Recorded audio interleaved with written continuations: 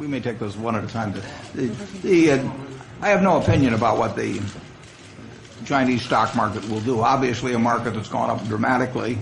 It's been based on some very important fundamentals, namely how well the Chinese economy has done.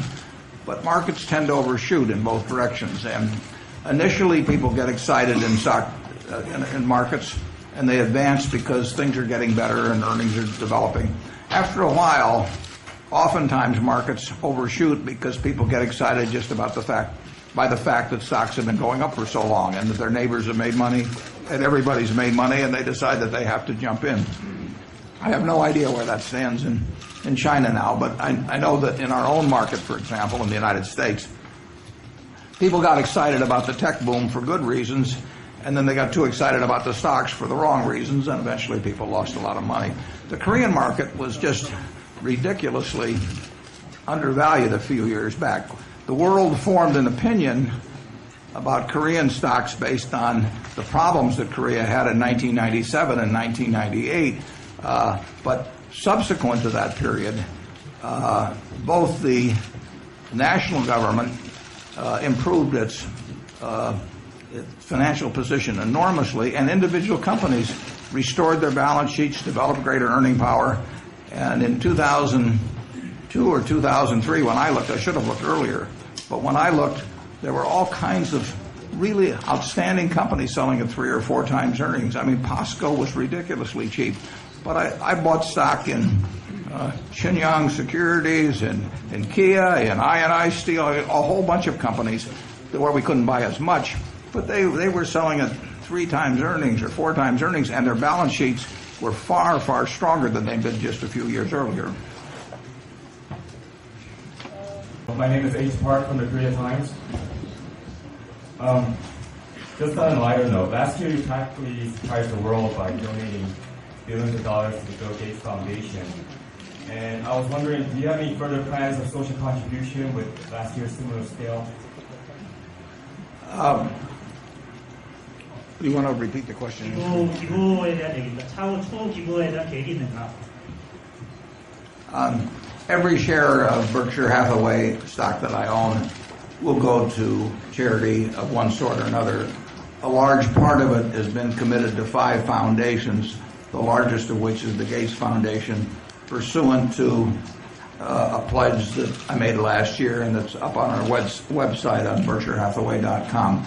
But all the rest of the stock is going the same place, and over 99% of what I own is in Berkshire Hathaway stock, so there'll be less than 1% that will go someplace else, and 99% will go to charity. I think the question was directed to me, was about investment tips.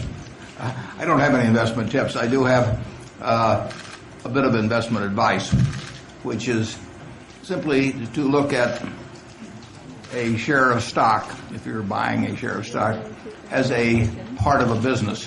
In other words, it's not some little thing that it has a chart where the price goes up and down, or the volume, or people talk about it on television or anything like that. You want to look at it as part of a business. And when we bought POSCO, for instance, it had about 90 million shares outstanding. It was selling at about 150,000 won. And we simply multiply 150,000 times 90 million, and we try to decide whether the business is worth more or less than that amount. And we thought it was worth a lot more. But the important thing is always to go back to the fact that when you buy a stock, you're buying part of a business, and you're not buying something that is going to go up next week, or the dividend's going to increase, or that's going to be split, or something of the sort. If the business does well and you buy it at the right price.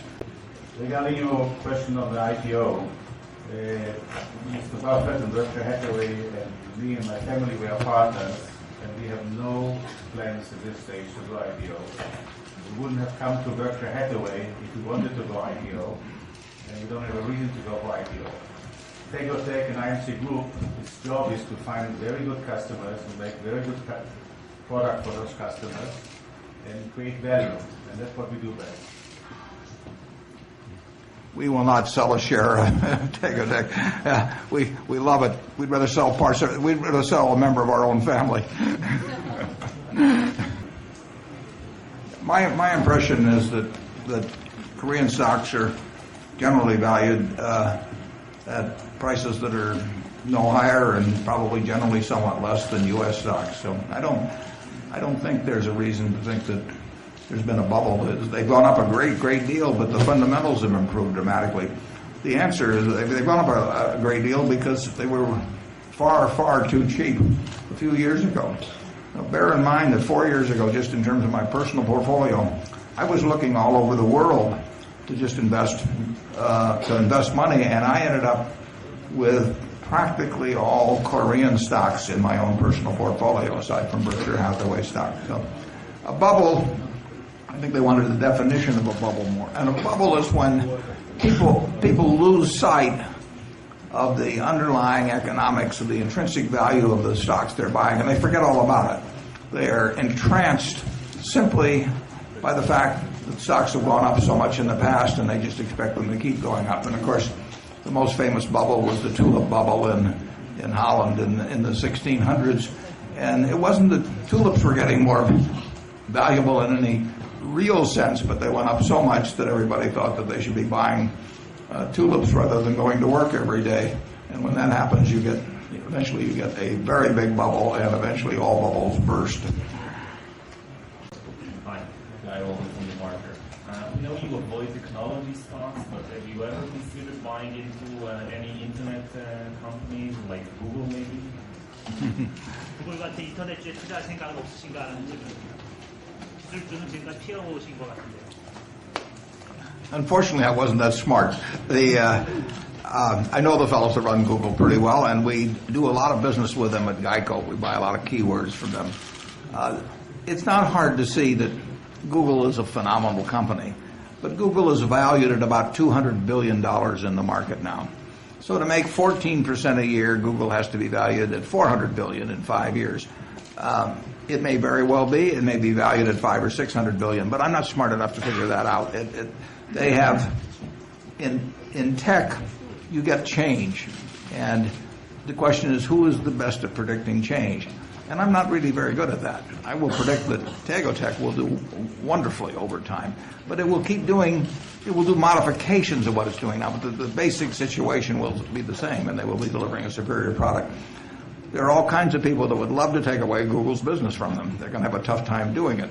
But I can't make a better prediction about whether that will happen than the next guy, and so I don't play in that game.